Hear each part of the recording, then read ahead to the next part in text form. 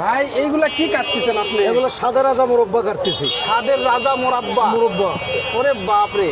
আচ্ছা, এটা কি দিয়ে তৈরি করা হয়? দুধ চিনি চাল কুমড় মশলা দিয়ে তৈরি হয়। আপনারা এগুলো কোন জায়গা থেকে নিয়ে এসেছেন? এগুলো শিবগঞ্জ উদ্বোধন হয়। শিবগঞ্জ। হ্যাঁ, মহাস্থান শিবগঞ্জ। এটা বেচতেছেন কত করে কি? 30 টাকা সব পোয়া 70। 30 টাকা শ, 1 পোয়া 70 না? হ্যাঁ আরে বাপ রে বাপ, কত সুন্দর। এটা এক ধরনের মিষ্টান্ন।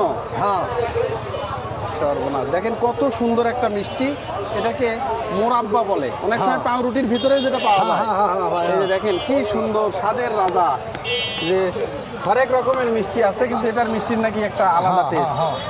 এই যে দেখেন কত সুন্দর, এই যে স্লাইস করে চকচক করে কাটা হচ্ছে। আর এই যে আজকে কয় কেজি নিয়ে আসছেন ভাই? 23 কেজি। 23 কেজি। সবগুলো কি শেষ হয়ে যাবে? না, 15-16 কেজি যায়। 15-16 কেজি যায়। প্রতি হাটে এখানে আসেন? বৃহস্পতিবার করে আসি। কয়টা পর্যন্ত থাকবেন এখানে? ওই মাগরিব পর্যন্ত। মাগরিব।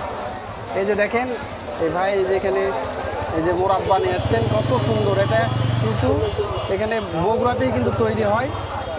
এটা কিন্তু বিভিন্ন খাবারের সাথে খায়, অনেকে আবার এমনি এমনিও খায়।